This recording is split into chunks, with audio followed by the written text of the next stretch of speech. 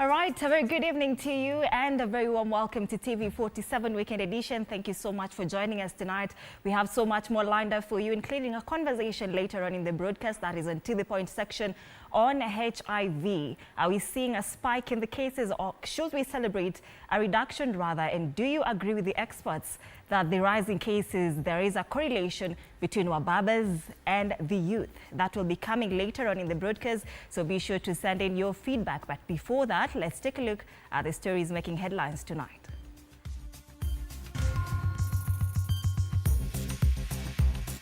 Tonight, stop killing our girls. We have a criminal problem and we have a moral problem.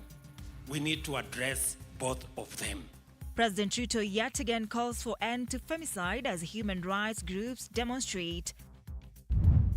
Also tonight, Catholic Church criticized government over confusion in the transition from NHIF to SHIF. We are not happy, Kenyans are not happy about what is going on.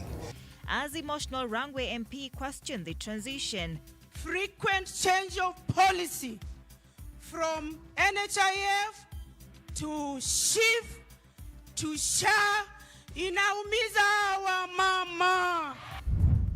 Plus, opposition parties now say they will form an alliance to challenge the Kenya Kwanza government after exit from Azimio. And too expensive to leave. Si kila mtu Nairobi anasponsoriwa na baba ama ni wamechagua tu kuishi Mirema, but almost all of us hapa Nairobi, si most of them wanasponsoriwa na wababa. We tell you of how some of your sisters are living large in the city, but at whose expense? Welcome once again to this live broadcast. 22047 is our SMS line. We are live on our social media platforms at TV47 Kenya on Facebook and YouTube, and TV47 News KE on X. The hashtag is To The Point. Let's get started. Now tonight, let's start with some good news. Kenya's Sheila Chepkurui has claimed glory with a dominant performance in the women's New York City Marathon after crossing the finish line in a time of 2 hours, 24 minutes and 35 seconds, 14 seconds ahead of fellow Kenyan Helen Obiri. And now Helen Obiri clocked 2 hours, 24 minutes and 49 seconds.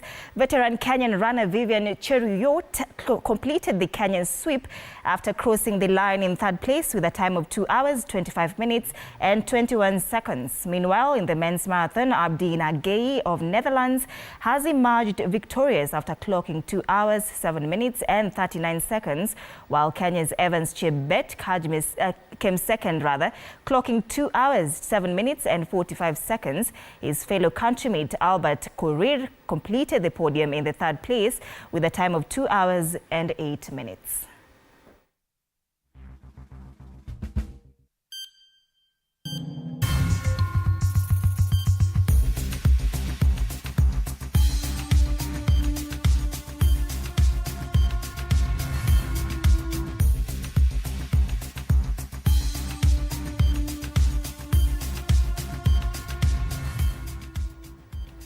Congratulations to them. Now tonight, detectives have apprehended Hashim Dagane Mohamud, the suspect in the murder of a mother, her daughter and her niece in Nairobi's Eastleigh estate.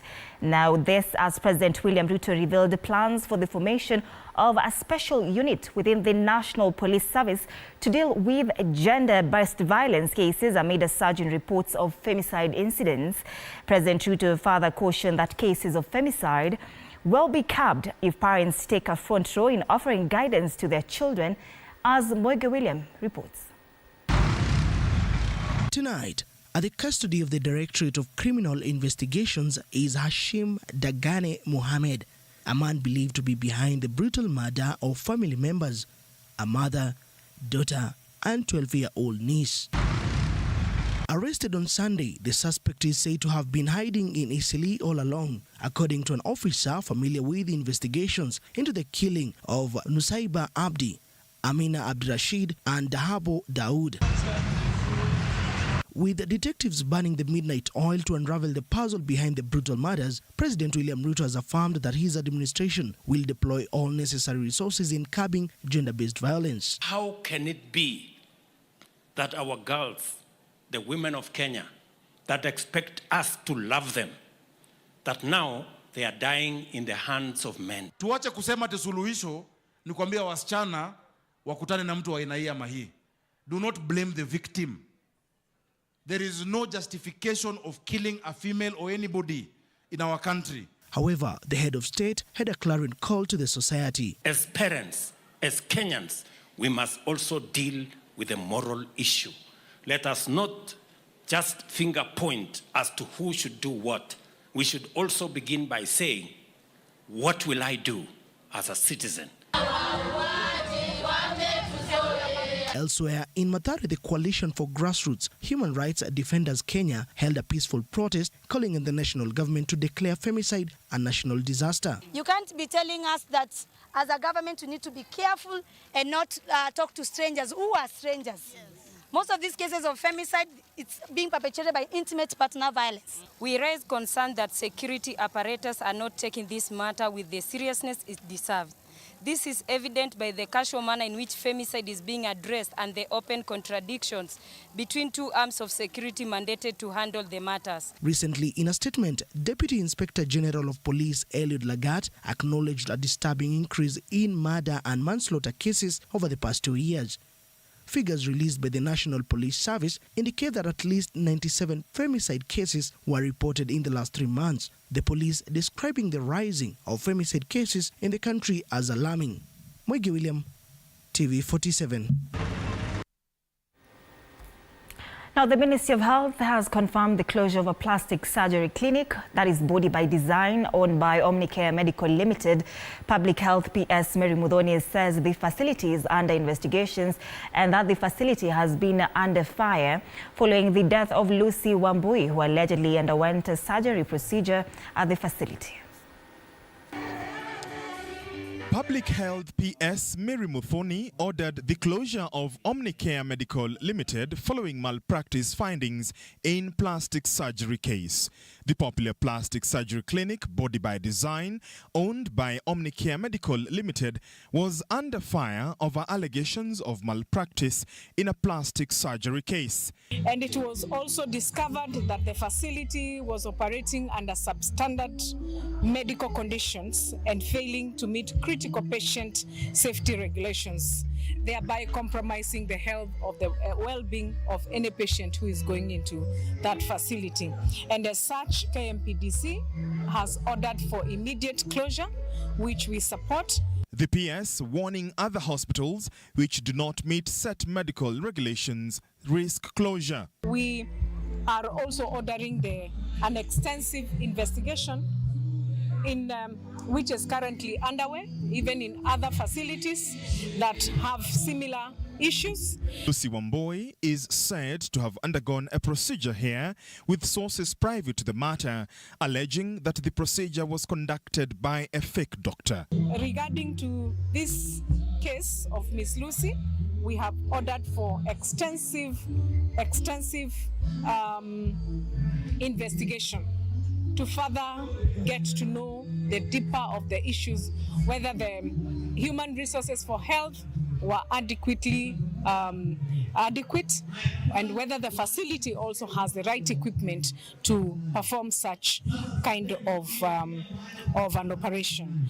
She is said to have been discharged from the facility on the 18th of October, after which she developed complications and succumbed to them shortly after. The hospital, in its defense, however, released a statement stating that Lucy had undergone the surgery procedure successfully before being discharged in good health. The facility filed a petition in court over the matter, seeking for orders barring KMPDC from stopping their daily operations.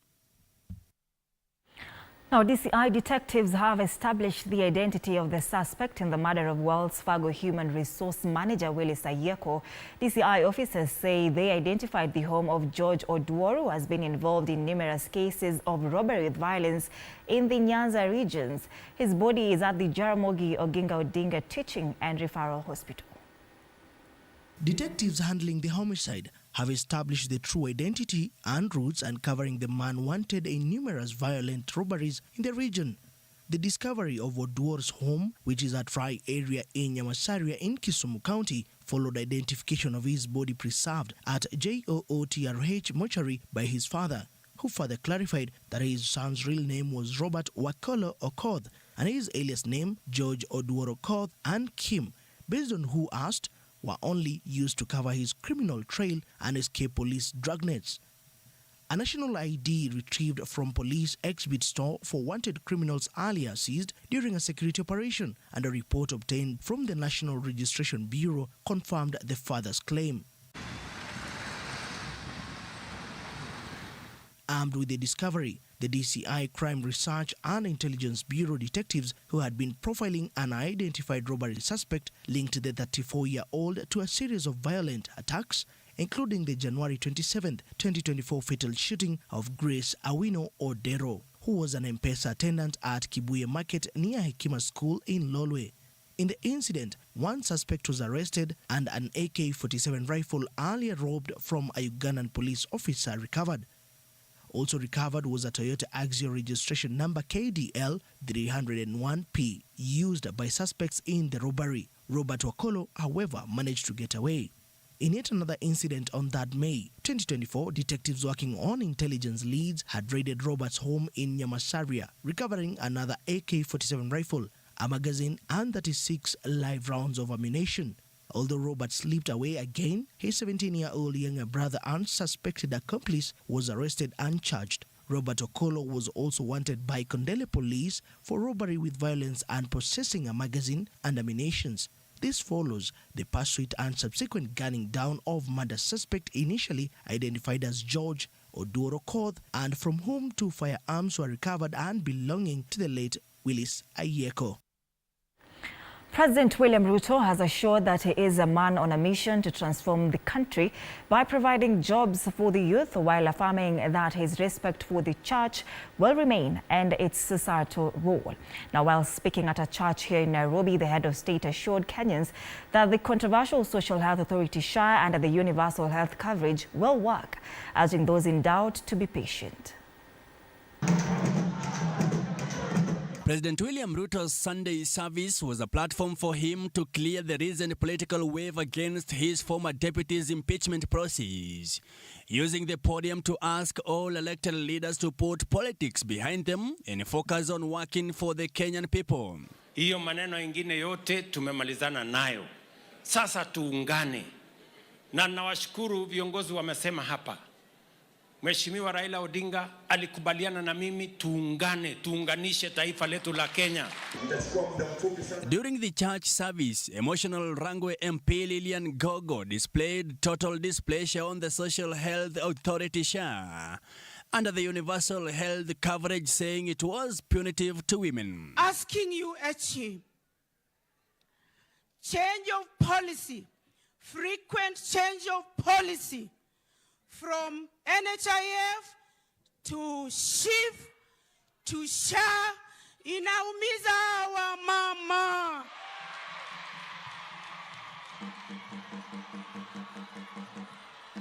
My dear friend, I have no other forum to tell you this. In a quick rejoinder, President William Ruto said the project will work, urging those in doubt to be patient. Pale mbeleni, mambo ya bima ya afya ilikuwa ni kwa wale wenye uwezo.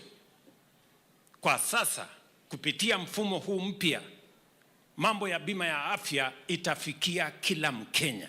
Hawataki mubadilishe muende kwa mfumo ambao utasaidia kila wote. Kwa hivyo tuchunge sana, because corruption fights back. The proposed 2024 Religious Organizations Bill, which aims to control churches, has drawn strong resistance from religious leaders. In response, Ruto reaffirmed his appreciation for the church and its social role, focusing on cooperation rather than oversight. Mahali pa kanisa haitahujumiwa na serikali ya Kenya. We are going to work with the church, we are going to respect the church, and we are going to partner with the church in all the areas. The president also promised to close the gap experienced within the teaching fraternity, displaying his plan to employ 20,000 teachers in January 2025. Tafadhali, of the 46,000 teachers, Rangwe was only given 15. Wakikuja sijui ni wafanye nini. Tumeajiri walimu 56,000 mara moja. It has never happened. Na Januari tumeshatangaza tena. Tutaajiri walimu wengine 20,000 because we want to make sure that every child in Kenya, irrespective of their background, wanapata nafasi ya kusoma. The head of state was accompanied by Prime Cabinet Secretary Musalia Mudavadi, Nairobi Governor Johnson Sakaja, National Assembly Majority Leader Kimani Ichung'wah, among other leaders. Mike Kagwango, TV47, Nairobi. Still on that, Nairobi Diocese Catholic Archbishop Philip Anyolo has criticized Kenya Kwanza government over the confusion in the health sector in the transition from NHIF to SHIF and SHA system, which has put the country in a very difficult situation. Speaking in Riara Catholic Diocese in Kiambu County during the mass wedding for 50 couples, Archbishop Anyolo said the Catholic Bishop Conference will meet soon and give the direction on the state of the nation. Now, he further criticized the political class of forgetting their core business of development for the people, but instead prioritized politics. He said the confusion in the country is hurting the development agenda. La kwanza ambalo linaitwa seminary. Na pale tumesoma mambo mengi.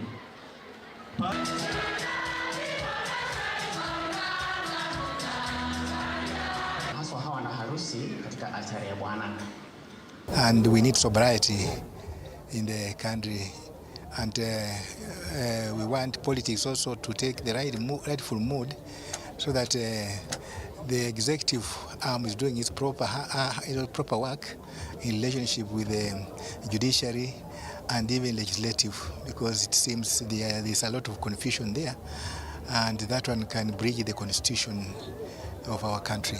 We are going to give a clear statement of our position, but one thing we know, we are not happy, Kenyans are not happy about what is going on.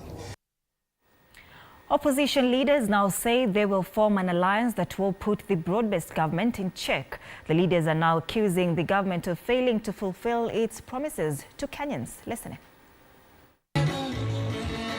The opposition parties have pledged to join hands to form another opposition alliance that will challenge both Azimio and the Kenya Kwanza government, accusing the two of working together to undermine the constitution of Kenya. DAPK party recently announced parting ways with Azimio One Kenya alliance. Tangu serikali ya bottom up ije, kile kitu wameongeza kutoka bottom kwenda up imekuwa ni ushuru. Ushuru ukipanda, haujalishi kama we ni mtu wa Kenya Kwanza ama wa Azimio, mafuta ikipanda, nauli ikipanda, kila mtu anaumia sawa. Ati badala ya miaka 5, miaka 7, Wakenya anauliza jameni, Apostle ombea Kenya. The opposition leaders have continued with their attacks on the Kenya Kwanza government, accusing it of failing to fulfill its promises to Kenyans. It is Wakenya wameumia. Mkenya yote ambaye ako na mshahara analipwa, anachukua whatever a payslip, analipa utake usitake, kitu inaitwa housing levy, ushuru.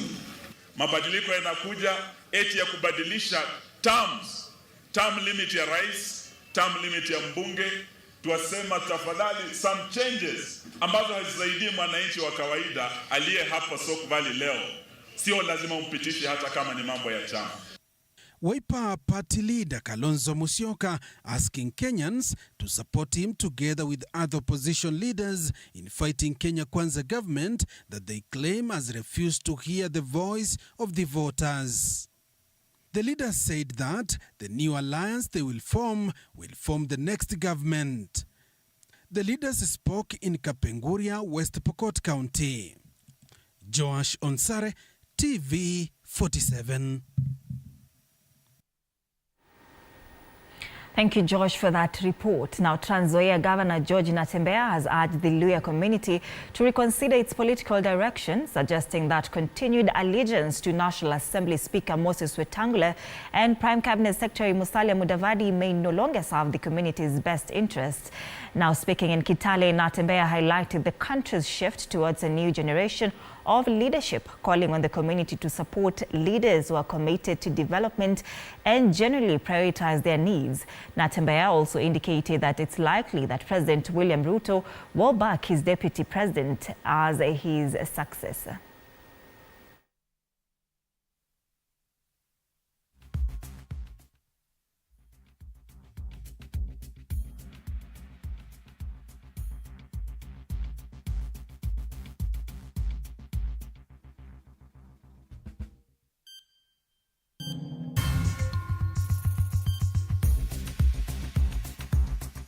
Mkono kwa nani? Ataweka mkono to his brother and friend, vile alisema Kindiki, si ndio? Sasa kule kwetu Waluhya wetu wako wawili huko, they were born kitambo. Kwa succession matrix they are not there. Hiyo tu ndio kweli wa Mwenyezi Mungu. They are not there. Ena Luhya ambaye anaweka hope zake kwa Wetangula na kwa Mudavadi, hiyo umepiga miss. They are not there. Na sisi tumesema lazima tujipange. Ama nini watu wetu? Lazima tujipange kama jamii namba 2 Kenya in terms of population. We will no longer be classified as others. The government says that all plans are set for the Kenya Certificate of Secondary Education KCSE as 2024 candidates begin exams for the large candidature papers tomorrow. Meanwhile, the leadership of Kenya Primary School Heads Association has assured their members that the construction of the 18,000 classrooms for grade 9 transition next year will be completed in time. It is a race against time as the government strives to ensure a 100% transition to grade 9 come January 2025. The pioneer grade 9 class, which will be domiciled in primary school, is expected to complete the full cycle for all the 3 levels of CBC by January 2026, in line with the government directive to transition junior school to senior school. Speaking in Mombasa ahead of the 21st Kenya Primary School Heads Association National Delegates Conference, KEPSHA Chairperson Johnson Nzioka urged the government to keep its promise on the completion of grade 9 classrooms by January 2025. Out of the collaboration we have had with the ministry, given that the ministry will keep its word, we are sure by the end of the year we will have had enough room. We have already quite a number of classrooms under construction right now, and that has been done as phase 1 and phase 2. There is phase 3 to be done, and we are sure by the end of December, every school will have space for grade 9. Nzioka further appealed to the Teachers Service Commission to ensure the 20,000 teachers are recruited over the holidays so as to reduce the teacher shortage for the success of the CBC. We are looking forward to enough teachers. We do not want January to come and we are talking about shortage of the teachers or teachers to teach grade 9. The posting should be done within this holiday. Some 15,000 primary school heads are expected to attend this year's conference, which will be officially opened Tuesday by the head of public service Felix Koskei at Sheikh Zayed Hall. The conference will focus on leveraging technology to boost learning and the learning experience. Andrin Kilemi, TV47. Now, across our borders, United States of America goes to the polls on Tuesday to elect the next.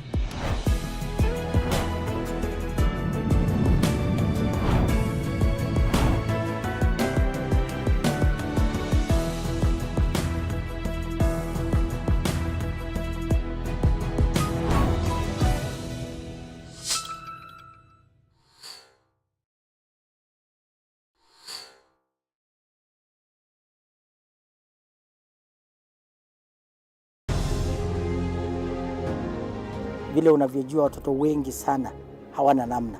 Mimi ningependelea watoto wasome. I'm here to stress on education. At the same time, let us actually do any kind of sport that we are doing. Sport speaks the best language to everybody. Tunataka tutafute talents. Zile raw talents kutoka kule nyumbani mashinani mahali tuko leo. Hizi mbio za Chepsaita, like all other sports, zinaleta watu pamoja. We want to use this event to uplift the lives of the community. Anafurahia hii mchezo sana. Hata sikaange na andianga watu tuende Chepsaita. Wanafunzi wakimbie ili wakuze talanta ya mbio ama kuhimiza tena elimu. This is the place to be. Hapa ndipo mahali wanastahili kuwa tarehe 7. Wale watoto walikimbia last year, wamekimbia mpaka wamefuka mipaka zetu za Kenya.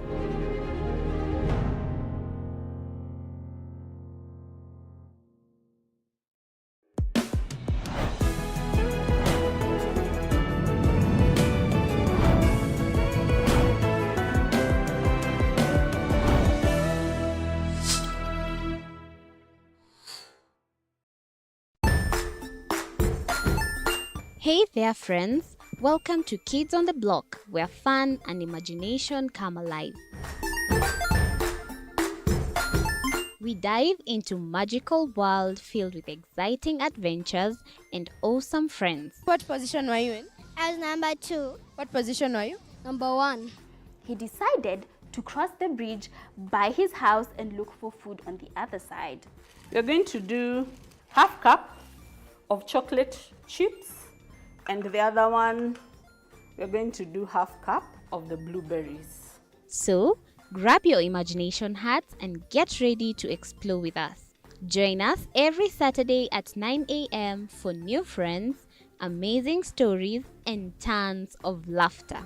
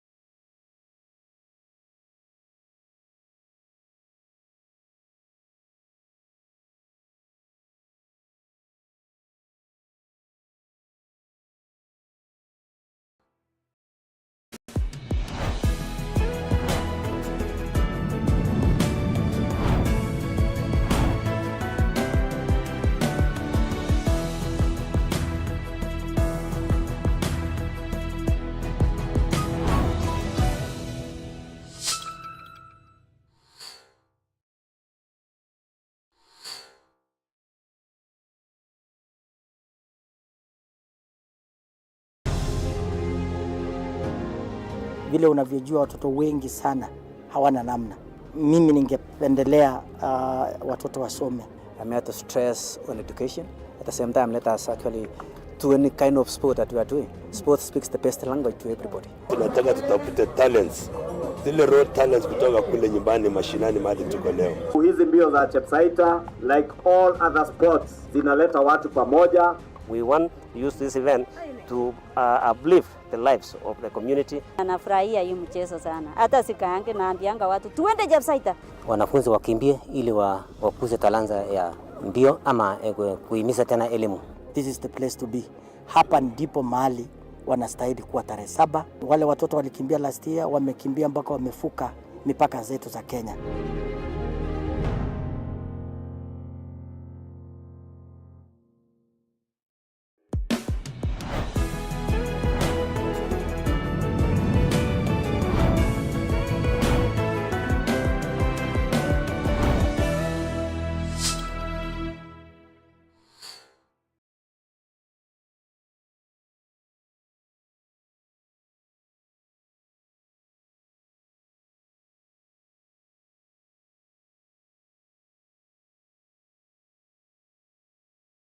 Thank you, George. Now, on Tuesday, voters in the U.S. will decide on a new leader. Africa will be following the country's presidential election closely, with a potential shakeup of the relationship with Washington depending on who wins. Here's a look at what the U.S. election means to Africa's relationship. Wow. It's being described as one of the closest presidential races in U.S. history. Pitting Democratic candidate Kamala Harris on one side, we gotta win the competition for the 21st century, and Republican candidate Donald Trump.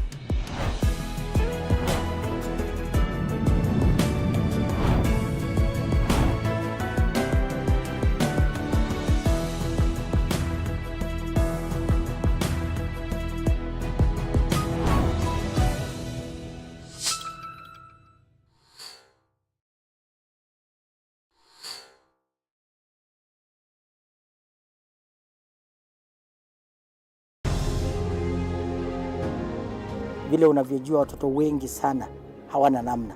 Mimi ningependelea watoto wasome. I'm here to stress on education. At the same time, let us actually do any kind of sport that we are doing. Sport speaks the best language to everybody. Tunataka tutafute talents.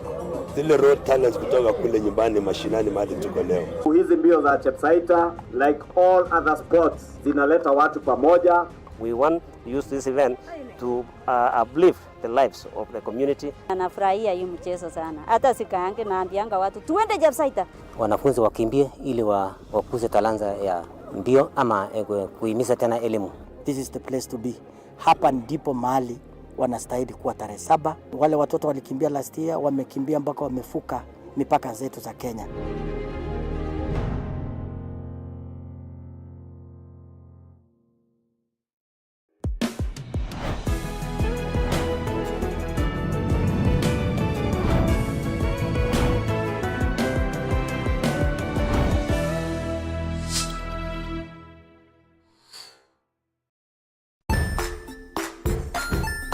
Hey there, friends. Welcome to Kids on the Block, where fun and imagination come alive. We dive into magical world filled with exciting adventures and awesome friends. What position were you in? I was number 2. What position were you? Number 1. He decided to cross the bridge by his house and look for food on the other side. We're going to do half cup of chocolate chips, and the other one, we're going to do half cup of the blueberries. So, grab your imagination hats and get ready to explore with us. Join us every Saturday at 9 a.m. for new friends, amazing stories, and tons of laughter.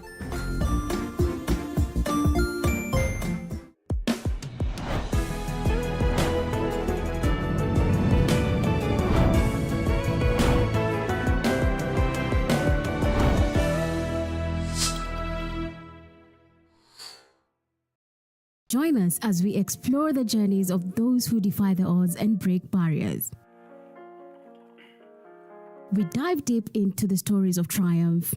Sometimes when parenting a child with a special need or whatever disability, family life becomes a bit complicated and you may end up raising the child on your own. Here, we inspire. I have a farm which one we showcase with other dyslexic youths and autism how to farm. Motivate. It's never easy, but what we do, the best thing is to work with another parent who has an elder child. than yours. And break through the barriers one story at a time. Push your boundaries beyond the limit. Saturdays at 8 p.m.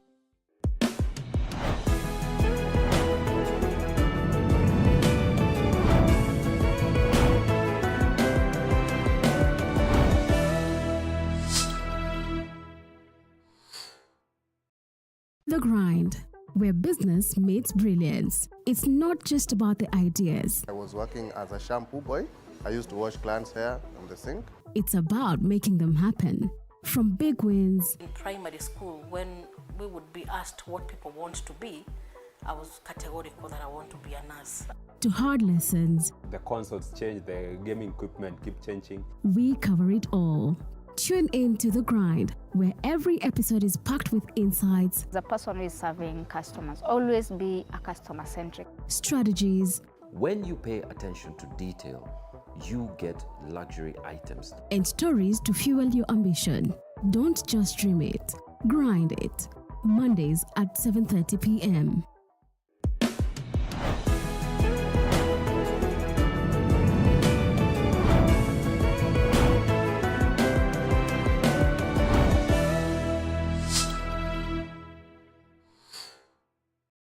Jiunge nasi tunapoangazia safari za viongozi bora.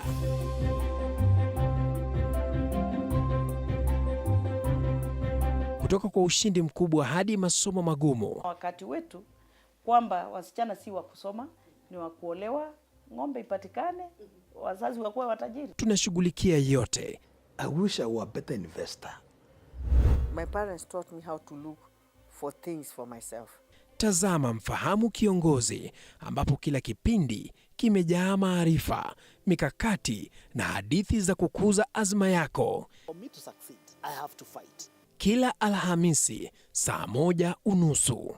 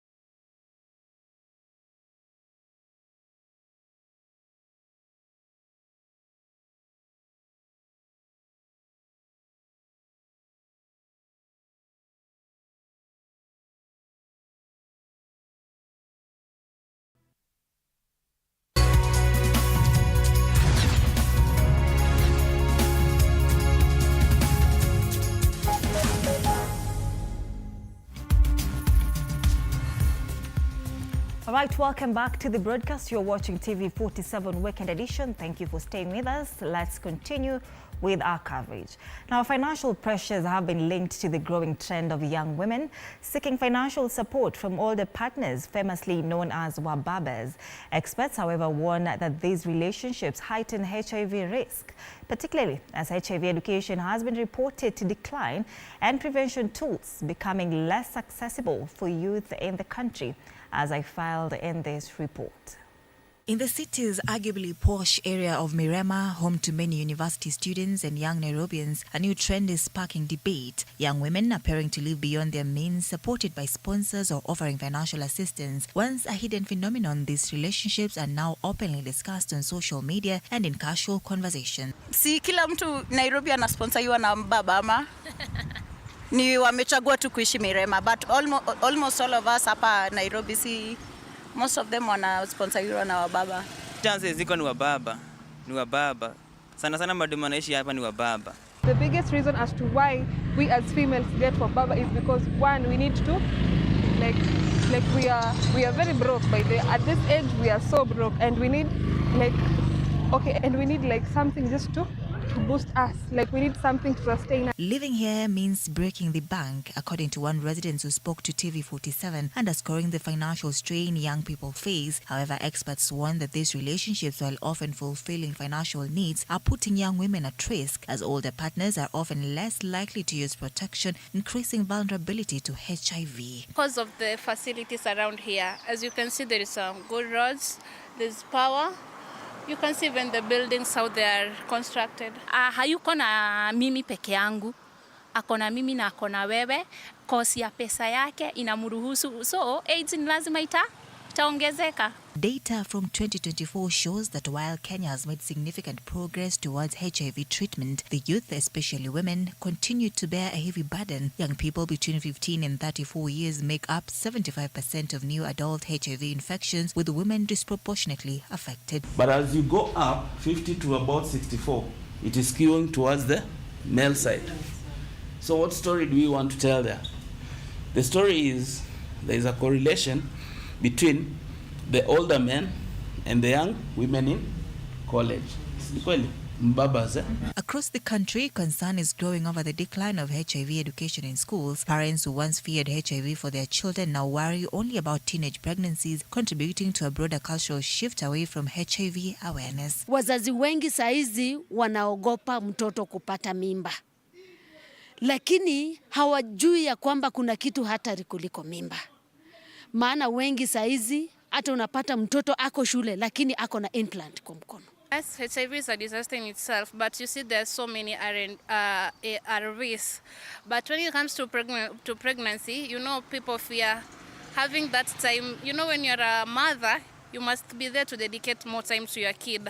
This kid needs this and that. So you will find so many people don't want to get pregnancies because hawataki kuitwa like wamezeeka, you know. Additionally, rising condom prices has been cited as a barrier for many young people, particularly in low-income rural areas. Here, limited resources and low HIV awareness are driving risky behaviors among youth who face few economic opportunities. Serikali kama iko na sababu iko na uwezo, itusaidie kutoka grounds waende shule, tupeleke elimu ya gono kwa shule. Yet, as Kenyans call for the return of HIV education and awareness programs, they stress that these efforts need to extend beyond urban centers to truly reach vulnerable populations. Wengi wanaenda urban areas, hawaendi huko mashinani. So hata hii HIV sana hata kama wangepima mashinani, maybe iko juu kuliko hata huku katika urban areas. Sababu wale huko mashinani ni watu kama wako, they're just innocent.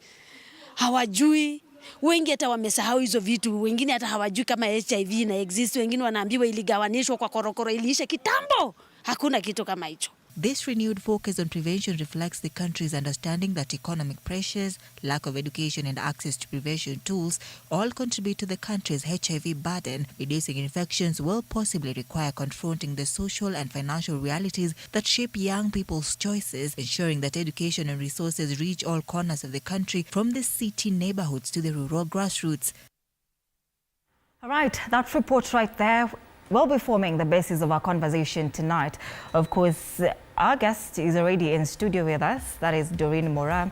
And Doreen is a HIV/AIDS advocate, and she'll not be alone. Patricia Jekonaya will be joining us live on Zoom.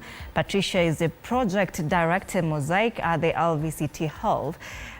Why we're talking about this conversation is to find out if we are looking at a spike in these cases, or should we be hopeful that these cases are reducing. Of course, after the break.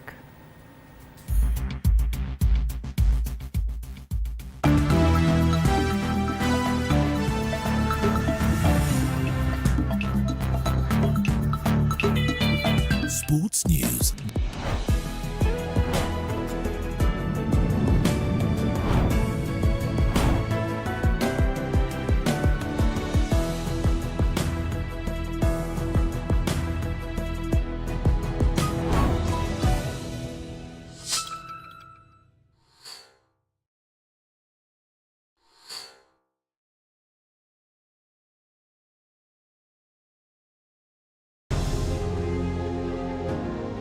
Vile unavyojua watoto wengi sana hawana namna. Mimi ningependelea watoto wasome. I'm here to stress on education. At the same time, let us actually do any kind of sport that we are doing. Sport speaks the best language to everybody. Tunataka tutafute talents. Zile raw talents kutoka kule nyumbani mashinani mahali tuko leo. Hizi mbio za Chepsaita, like all other sports, zinaleta watu pamoja. We want to use this event to uplift the lives of the community. Anafurahia hii mchezo sana. Hata sikaange naambianga watu tuende Chepsaita. Wanafunzi wakimbie ili wakuze talanta ya mbio ama kuhimiza tena elimu. This is the place to be. Hapa ndipo mahali wanastahili kuwa tarehe 7. Wale watoto walikimbia last year, wamekimbia mpaka wamefuka mipaka zetu za Kenya.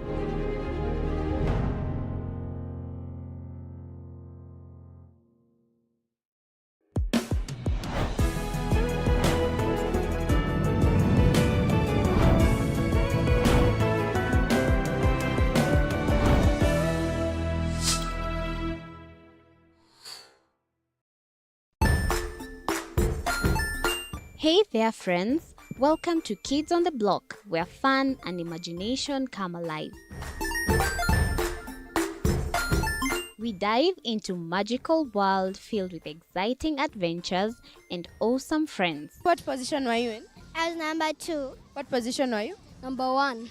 He decided to cross the bridge by his house and look for food on the other side. We're going to do half cup of chocolate chips. And the other one, we're going to do half cup of the blueberries. So, grab your imagination hats and get ready to explore with us. Join us every Saturday at 9 a.m. for new friends, amazing stories, and tons of laughter.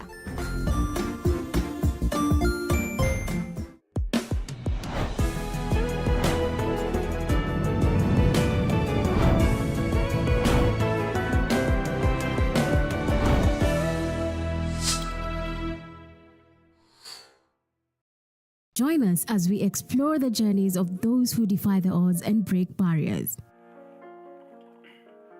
We dive deep into the stories of triumph.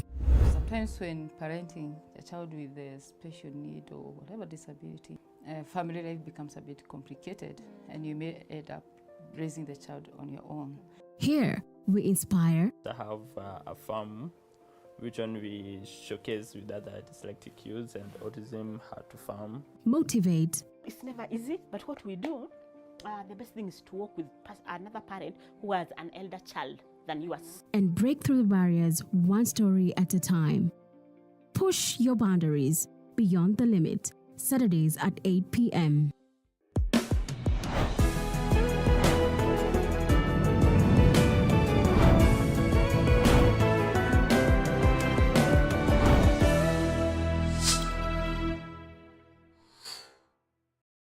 The Grind, where business meets brilliance. It's not just about the ideas. I was working as a shampoo boy. I used to wash clients' hair on the sink. It's about making them happen. From big wins. In primary school, when we would be asked what people want to be, I was categorical that I want to be a nurse. To hard lessons. The consoles change, the gaming equipment keep changing. We cover it all. Tune in to The Grind, where every episode is packed with insights. The person who is serving customers, always be a customer-centric. Strategies. When you pay attention to detail, you get luxury items. And stories to fuel your ambition. Don't just dream it, grind it. Mondays at 7:30 p.m.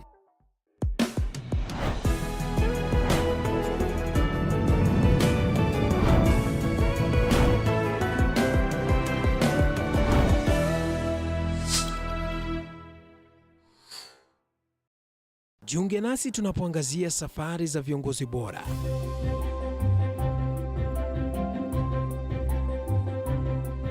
Kutoka kwa ushindi mkubwa hadi masomo magumu. Wakati wetu kwamba wasichana si wa kusoma, ni wa kuolewa, ng'ombe ipatikane, wazazi wakuwe watajiri. Tunashughulikia yote. I wish I were a better investor. My parents taught me how to look for things for myself.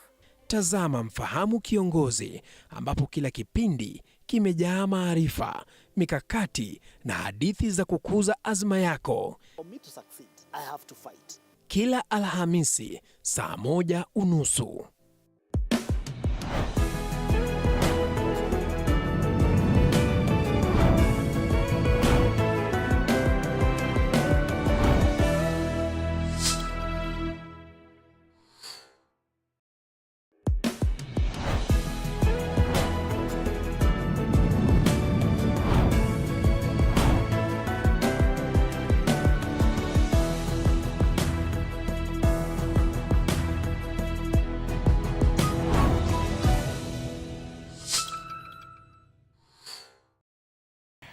Doreen, karibu sana to TV47. Thank you for being here. How are you today? I'm fine. So let me just start with you now that you are here and we are ready to kickstart this conversation. What is the reality on ground, Doreen? Are we looking at a reduction or an increase in these cases? Well, it's, can I say, it's not a win-win situation, but we are doing well in terms of now we have treatment, we have better prevention methods. We are soon introducing new long-acting preventables. So on that end, we are winning. On the end of reaching the end user now, who is the normal Kenyan, we still have a lot of work to do. We have not yet tackled the aspect of lack of information. Stigma is still very high. New infections are still there. And sadly, people are still dying of HIV, of AIDS-related illnesses in 2024. And also children are being born with HIV in 2024 as well. So it's a very 50-50. 50-50. It's not even 50-50, but it's a very gray area situation. Is it a margin, could we say 80-20, 60-40, 70-30? 70-30. Really? Yes. So the 70 is that there's not much that has been done up to this point. And when you talk about treatment is now available, what are we talking about? So treatment is now available. That means ARVs are now available for people living with HIV. So now testing has improved because now we are all the way, you can get to know your HIV status right from the comfort of your home. So that is a win. Also ARVs now, when you get tested, you're started on ARVs immediately. So that's also a win. We are now living in the era of undetectable being untransmittable, where a person with living with HIV with an undetectable viral load cannot transmit HIV to their sexual partner sexually. So that is also a win because it's a way of preventing new HIV infections. So on the side of where we are not winning much is because we started off well for a long time, and then I think at some point the education kind of got rechanneled to more of being target population based. So you find that the people living with HIV themselves mostly know a lot of information around HIV prevention, treatment and care, but the people who don't have HIV, unless they have like a HIV scare or there's like a risk factor involved, they really don't mind about HIV. Like they don't take time to educate themselves, to unlearn the things that we have learned growing up from school and all that, to relearn what is new in HIV as of 2024. And I think that is where, that is the gap that we're yet to fill. Yeah. All right, of course, we have statistics, of course, as of 2023 in this worry list this week. Yeah. Today is a new week, right? This is a new week, so last week. So last week by the Cabinet Secretary of Health and the NSDCC, that is the National Syndemic Disease Control Council. Now, as of 2023, total new infections are 16,752. Of course, as you can see on your screen, children are 3,743 infections and adult 13,009. Of course, that is a reduction from 2022. In 2022, there was a spike, Doreen. We had 22,154 cases. Children were 4,474 and adult was 17,780. Of course, we could go on and on down to the 5 years, but I could bring Patricia at this point into the conversation. Patricia, how are you today? I'm fine, and good evening. Thank you for having me. All right, karibu sana. We're glad that you're here. Now, I just asked Doreen this question, and I would like to also throw it at you. What is the reality on ground, Patricia, from LVCT perspective? Are we looking at a spike in these cases, or is there hope that we are doing okay as a country? Right, thank you very much, and great to see you, Doreen. So if I reflect back to when we started the fight against HIV, we had committed that by 2020, we would be having less than 20,000 new infections. And unfortunately, we were off track just based on what you have shared with us from 2022. But when we look at the data right now, it is quite promising. It shows that there is a lot of work that is going into HIV prevention, for example, because for the longest time we have adolescents and young people aged 15 to 24 years who continue to contribute about 41% of all the new infections, with women being more affected than the other population. So I would say in terms of HIV prevention, there's a lot of effort that is going into this, including introduction of new HIV prevention technologies, which is some work that I'm also leading with a team in the country. And if I could just speak briefly to prevention, to care and treatment, which means enrolling people who are living positively with HIV onto treatment. I think that's one place that we can definitely do better. Reflecting on the data in 2023, we had children between the age of 0 to 14, about 77% of them being able to access, 15 to 19 years, 75%, 20 to 24 years, 64%, and then 25 years going up was about 102%. So it means there's quite a lot of work that we need to do right from 0 to 24 years for us to meet the global targets of 95% of all people living with HIV being on care and treatment. All right. So Doreen says, Patricia, that we started off well, but along the way, something happened. What exactly? Where did the rains start beating us from? I think there are a number of dynamics. If I could speak to specifically, let's start with prevention. For a long time as a country, there are conversations that we've been afraid to talk about. And especially regarding young people, you find that the information around how the transmission happens, what do for one to prevent themselves, is information that is not generally given to young people until, say, they reach the age of 18. And what we are seeing is that we have people as young as 15 years who are getting infected. So it means we have to rethink how we do our prevention messaging, how we cascade the information amongst the adolescents as they grow into being a young person, into youth, that this information is something they need to interact with early in their lives. And around care and treatment also, there's a lot of stigma. There are still parents who do not want to put their children on care and treatment early because they feel they would be stigmatized. We have had a lot of treatment interrupters. These are people who started on their medication, but somewhere along the way, for various reasons, they drop.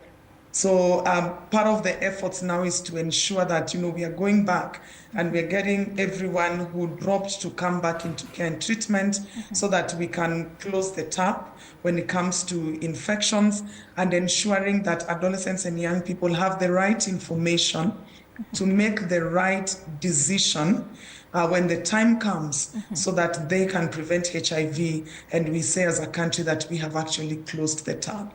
But I think also the other thing is that we have been over-reliant on donor funding. And so we rely a lot on external funding to really fund HIV work, which I would say it is a high time for our government to also increase the investments in HIV programming.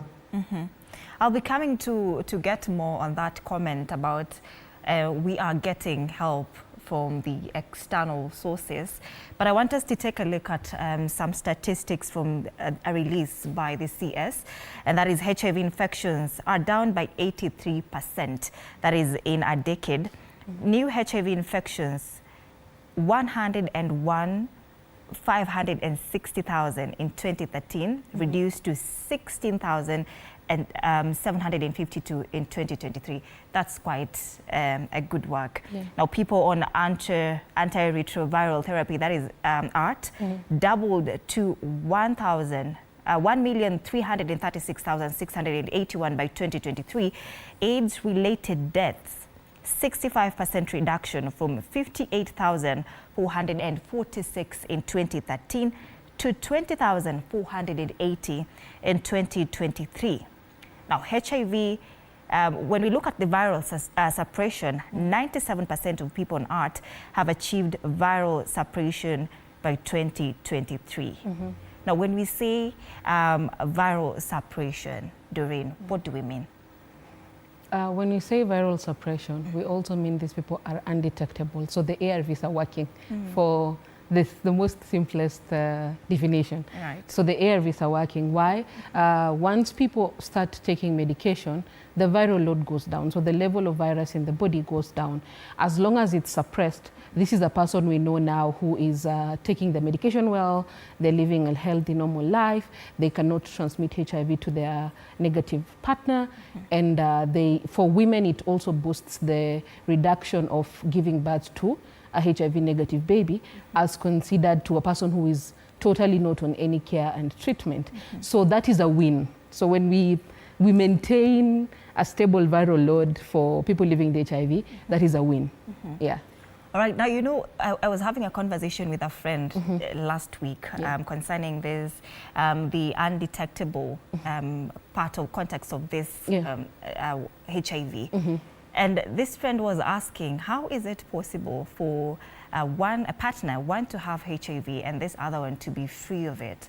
So there's still fear that if this one maybe akona HIV and to use the famous ahanye uko nje, maybe he or she will bring this virus to this other partner despite being undetectable at that time. Is this true?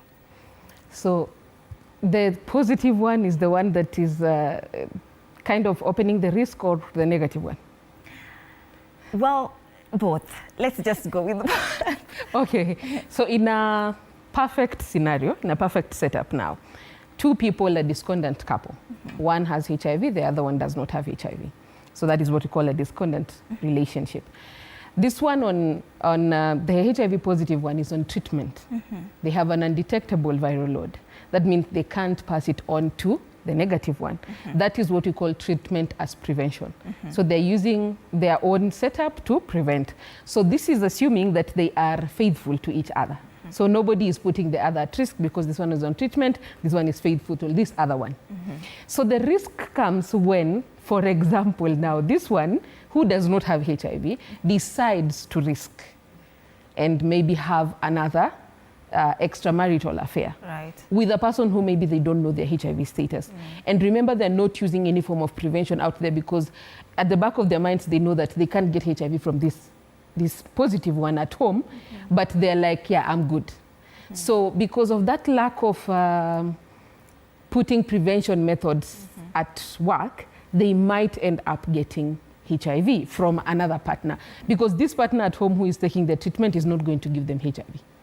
But the one who doesn't, they are already at risk of getting HIV because they don't have, and they are risking themselves engaging in different sexual risk behaviors. So when they get a HIV infection, this is where I will need Patricia to come in. I don't know whether a reinfection can happen to the undetectable one, but the undetectable one cannot infect this one. So it is the negative one as well to ensure that you remember the ABC, abstain, be faithful? So the be faithful part is actually adhered to. That way there is zero risk here. Yes. All right, Patricia, now that is where you come in, just as Doreen says. Who is at risk? Right. Thank you so much. And Doreen is quite right. And I just wanted to add that also what we know is that viral suppression is not a static state. If, for example, the person who is positive and is on medication compromises taking their medication in one way or the other, it affects the viral suppression. And so if the viral suppression is compromised and it goes down, there's a likelihood that they can actually transmit the virus to the one who is HIV negative. And if the HIV negative one, in the case example of what Doreen has just shared, that they go out of their union and meet with someone else, and then they get infected. Now that becomes a problem because it could be a different strain that then predisposes the one who is HIV positive and is virally suppressed for their treatment to be compromised. So it's very important that both parties, take preventative measures. The one who is positive ensures that they are constantly taking their medication to maintain viral suppression, and the one who is negative is preventing an infection because it could have a negative effect on the one who is living positively. All right, now we are saying that this negative partner also, does he or she have to take medication every now and then, despite, especially if they're getting intimate? So do they have to, does he or she, this negative partner, anatumia protection PIA? It is usually advisable. Right now we are championing for something called the Choice Manifesto. The Choice Manifesto is where we have all this basket of choice of HIV prevention. So, which means it's not, you can always combine different prevention methods to ensure that you're reducing the risk of getting HIV sexually. So, for example, if your partner is, there are people, because we're human beings, they start medication, they're virally suppressed for a while, they decide, I'm giving myself a treatment holiday. See, a person like that one, it's good for the negative partner to either incorporate condoms, incorporate PrEP as well, to ensure that the risk is averted at any point. So because we are human beings, so we have to always incorporate that aspect of risk. The negative partner as well can always just be on PrEP for the aspect of safety. Now we have what we call the vaginal ring, the PrEP ring. I was coming to that, the vaginal ring. Yes, so they can, especially if it's a she can always use the vaginal ring as well, because it's also a HIV prevention method. So yes, my partner is undetectable, but to put the prevention at 100%, we are going to use the ring, or we are going to use PrEP, or we're going to use a condom. So that's why I said it's a basket of choice that you choose what works for you and incorporate it. So HIV prevention, we need to look at it from a point of it's not just 1 + 1 = 2. It is a different, what is it called? It's all these amazing choices that you can choose from and then ensure that you're working with them. Right. Yeah. Now, Patricia, vaginal ring is something that is not talked much about. There are people who don't know there's something like that. Personally, I heard about it 2 weeks ago. So how, for sure. So how is its accessibility in the country? Is it easily accessible, this vaginal ring? Tell us about it. Right, thank you very much. I'm one of the champions of the vaginal ring. And I talk a lot about it in the country for those people who may find it as one of the methods that works for them. So it's a pre-exposure prophylaxis, meaning that you use it to prevent HIV. Now, the vaginal ring currently is not widely available in the country. It's only available now in about 6 facilities in Kenya, in Nairobi, in Mombasa, and in Kisumu, within an implementation science study. And for implementation science means we are answering questions that would be useful to inform how to introduce it widely in the country. So we do look forward to having it, having more rings in the country, probably in the coming year, together championed by the Ministry of Health. And so currently what we are really working on is collecting the evidence to draw the confidence of people in utilizing the ring. We have found women who have decided that for them, the method they want to use to prevent HIV is actually the ring. And we have a good mixture of women who are using it, both who are exposed to higher risks and others who have moderate risk, and they're utilizing it. And I think so far, we are happy with what we are seeing. There's hope for the women who will actually want to use it. And I think the one thing that is also good with the ring is that it is quite discreet. So for women who initially faced, gender-based violence or intimate partner violence because they were taking the pill daily, now this is one of the methods that they find quite useful because it is discreet unless they decide to tell it to their intimate partner. I hope our viewers can get that point, that this is something very discreet that your partner cannot really realize that it's in there. But Patricia, is there really side effects of PrEP? Now, why can't it be accessible like mara moja, venye naenda pale nataka mara moja? Who gets PrEP?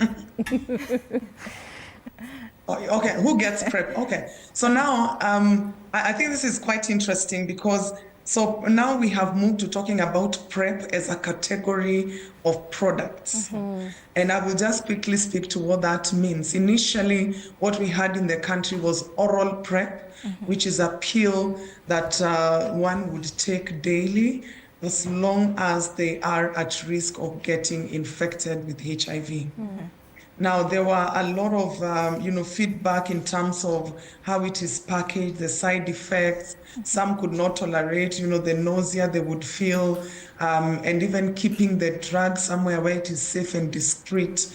So with that kind of feedback, scientists on the other side, take that feedback and then begin to develop products that respond to the challenges that people are communicating. So then we got the dapivirine vaginal ring, and I don't know if you're able to see it clearly on the screen. I'm just holding it. And this particular one it is not a systemic tool. So it has a drug called dapivirine. And what it does is that once it is inserted in the vagina, it begins to release the drug called dapivirine that is localized within the vagina. So what that means is that there are no major side effects because the drug is just concentrated in the vagina. So what we encourage people to do, women who are using it, is to ensure that their hands are clean. So that we also avoid things like the urinary tract infections. But also there are women who've reported, they get more discharge when they have the ring on. But the side effects are quite, manageable, and they go away after a short period of time. So for the ring specifically, in a week or two, once you become comfortable with it, you should be okay. And then we have a new drug that is coming into the country. It's called the long-acting injectable cabotegravir, which now people will be able to use it. It's not specifically for women. And the ring, for example, you have it on for 28 days. And then if you're still at risk, you remove it and put on a new one. For the injectable, it works differently. So you will get your injection. Say this is the month of November. So I inject you today. You come back in December for your second injection.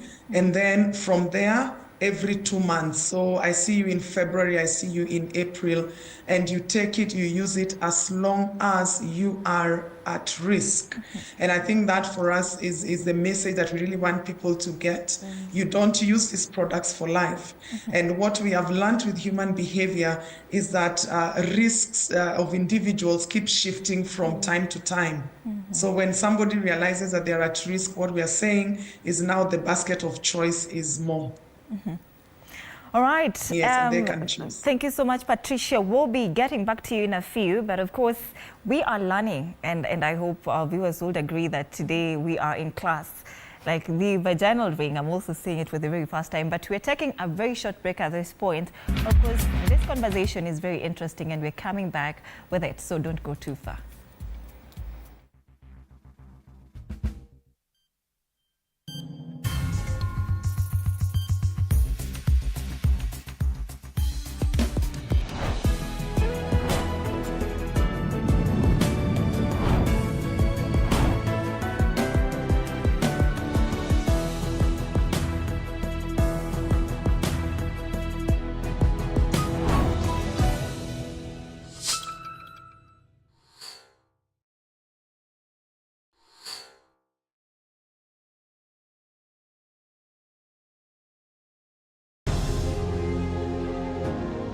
Vile unavyojua watoto wengi sana hawana namna.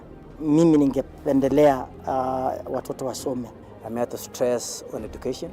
At the same time, let us actually do any kind of sport that we are doing. Sport speaks the best language to everybody. Tunataka tutafute talents. Zile raw talents kutoka kule nyumbani mashinani mahali tuko leo. Hizi mbio za Chepsaita, like all other sports, zinaleta watu pamoja. We want to use this event to uplift the lives of the community. Anafurahia hii mchezo sana. Hata sikaange naambianga watu tuende Chepsaita. Wanafunzi wakimbie ili wakuze talanta ya mbio ama kuhimiza tena elimu. This is the place to be. Hapa ndipo mahali wanastahili kuwa tarehe 7. Wale watoto walikimbia last year wamekimbia mpaka wamefuka mipaka zetu za Kenya.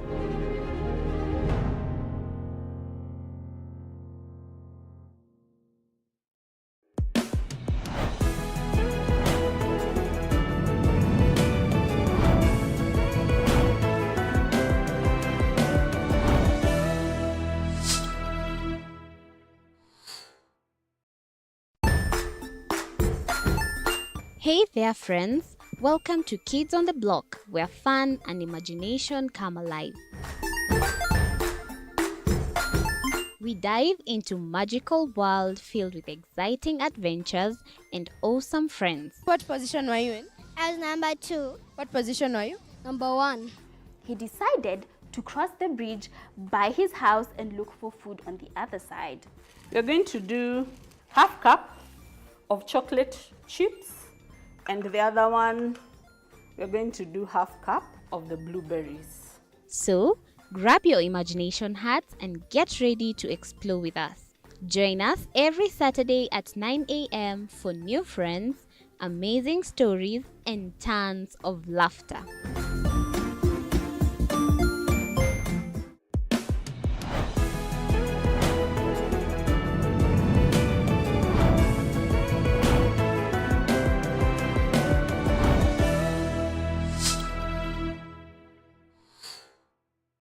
Join us as we explore the journeys of those who defy the odds and break barriers. We dive deep into the stories of triumph. Sometimes when parenting a child with a special need or whatever disability, family life becomes a bit complicated and you may end up raising the child on your own.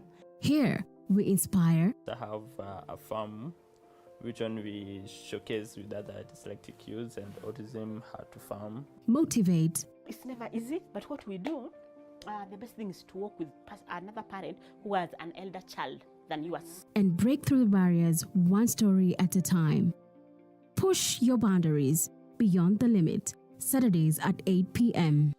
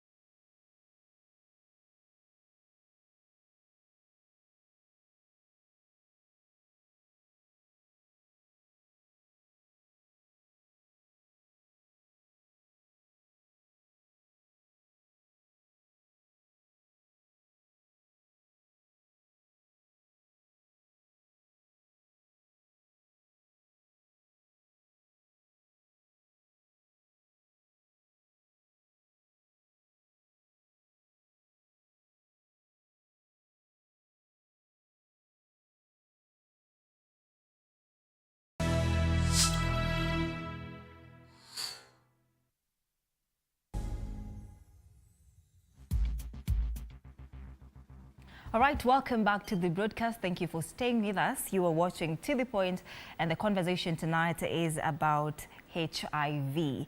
Now, I am with Patricia Jacanaye. This is a project director at Mosaic at LVCT Health, and Doreen Moram, HIV advocate. Now, Patricia, before we let you go, how is the number in the regions? Is the spread specifically in the urban areas higher, or is it higher in the mashinani? All right, thank you very much. So looking at the landscape of Kenya, we usually say that our epidemic is concentrated among specific populations and in specific geographies. So if you're looking at the urban areas, the focus mostly is in the informal settlements, and there are obvious reasons for that. High rates of poverty, low sense of agency amongst the young people. And then when we go to the rural areas, again, we are looking at specific regions in the country where we see higher, new infections and people living with HIV, like the Nyanza region, and then you have other pockets within the country. Yeah, so it's not homogeneous. It really depends with the geography and the population. And for Kenya, again, we are seeing the population here, our adolescents and young people. We have the ones we call key populations, where we have the sex workers and other groups. All right, now, would you agree, Patricia, that the awareness from different stakeholders on HIV and its prevention has gone down, and that is why we are talking about a rise in HIV cases? I totally believe so. I don't think we have done enough as a country to educate, our population. In the current, the KNBS data, or KDHS, data that was just released in 2022, we saw that the level of knowledge around HIV prevention was quite low for both male and female, I think at about 54, 56%, meaning we have a whole population of over 40% who have no idea how to prevent HIV. And now we are saying those are the ones who are also at risk, because if they are exposed to any kind of vulnerability, they are highly likely to be infected because they don't know what is available for them, and so they can't make that decision. All right, thank you so much, Patricia, for making time for us. Now, I will let you go at this point, but thank you so much for that insightful remark that you've made, especially on the one that has caught my eye, the vaginal ring, and thank you for bringing it along with you. So, of course, we'll be bringing you on board some other time, but I want to continue with you, Doreen. There's a story that we just ran, and I want to give our viewer context as to why we are having this conversation today. It's not World AIDS Day yet. That day is coming on the 1st of December. Yeah. But there's very startling statistics that we aired last Monday that really had the country talking about it. I don't know if we can have that data, Simon? All right. So, from that data, there was a spike in the number of HIV cases among the youth. We had like 0 to 15 and 15 to 34, contributing to about 75% of those new infection rates. Now, Dr. Jone Onentia from NASCOP said that there is a correlation between these college girls and these were barbers. Remember, 15 to 34, a college student will start right about there, 17 to this area. Now, what are we not doing right? These were barbers. And you've had some ladies saying, si kila mtu Nairobi amewekwa. What do you think about that? Have we become so reluctant? Has the fear gone? What is happening? We have not, I feel we have not talked about HIV in a long time. We have not made it everyone's business the way we did. You remember in the early 2000s, there were billboards, there were posters. Right. Everybody in a remote village knew about HIV. And then as time went by, ARVs came through, and then people started taking them, and now they were healthy, and AIDS was no longer killing people the way it used to. And we just said, yeah, now everybody knows. But now what we didn't understand is there was a stigma that was planted in people, a stigma that is associated with shame around the sex when it comes to getting HIV. So even now when you look online, you'll see people say, watu ni wagonjwa huku nje mjichunge. But it literally ends there. So watu ni wagonjwa, and then what do you do? Because you can't stop people from having sex. But now what do you do in ensuring that they're having responsible sex? That is the part where we have yet to bridge that gap and show people that just because it looks like you can't get HIV doesn't mean that HIV is not your business. From the back of your head, you'd be like, si kitu inanisumbua. But it actually ni kitu inakusumbua, because you are at risk one way or another of getting HIV. When it comes to the pandemic in correlation with they're called intergenerational relationships, there's a name given to them. But the wababa, the sponyo, side chick sort of situation. It also goes down to, and I usually give this example, where, for example, this man has money. They have removed you from Nairobi to Dubai. You're not going to reach Dubai and then now start negotiating for safe sex in Dubai. Because they have power. There is that power dynamic that you don't share. And this is something, even when I do advocacy on my social media, I tell the girls and even the women, because you are more at risk of getting HIV, whether you like it or not. It's biological, you are more at risk of getting HIV. So your agency comes in with accessing HIV prevention methods. If you know well that you cannot negotiate for safe sex with this person using a condom, then you go for PrEP. If the risk already happened, then you go for PEP. Most times, especially on Monday mornings, my social media, especially my DMs, are usually very crazy, because now you find a girl sending me some random pill and they're like, tell me, is this an ARV? And I'm like, how? I don't know. She's like, I was cleaning my boyfriend's house and I found this and I don't know. And I asked him and they say he does not have HIV, but I do not understand. So you see, that girl does not have agency, because this person has already assured them that I do not have HIV. So they did not take an extra mile of saying, just because they said they don't have HIV doesn't mean they actually don't. Let me go for PrEP, or let me go for PEP. And when we finally have the vaginal ring and we have the injectable PrEP, because they're coming next year, how do we get this population to go for them? Because now these are discrete methods that you can use them, have your person, and you don't have to have, because I realize that a lot of people don't have that HIV conversation in their relationships. It's sad, but it's what happens. Like HIV it comes after maybe a risk, and then somebody is like, oh my God, I didn't know this person has HIV. Because that is how badly we have not normalized the HIV conversation. If we made prevention accessible, where even healthcare workers are supportive, that you've come to hospital, you've told them, hey, I've come for PrEP. I don't need to tell you that niko na mbaba. So the thing is, most of these young girls don't go for the prevention because ataulizwa. Kwa nini unafeel unataka PrEP? Ulifanya nini? Ama unafanyanga nini? And then now, you know, it throws them off and they're like, okay, this is not why I came here. So obviously they stay away from getting PrEP. So if we actually made even our healthcare facilities accessible and friendly enough for young people and tell them, hey, PrEP is for everyone. Go there, get your PrEP. It will prevent you from getting HIV. Remember, the more people we prevent, the more money we save on the people who are going to be on treatment. Because treatment is lifelong, and that is a whole investment. Now, Doreen, has ARVs made Kenyans reluctant? Because now we have, mtu atasema, ini kama, I saw a comment, someone said, HIV sahi ni kama homa. So would you say that this existence of treatment ARVs has made Kenyans reluctant? Sort of, which is a good thing and a bad thing. It's a good thing because this person knows that I'm going to take ARVs at the end of the day if in case I turn positive. But remember, some of these things are easier said than done.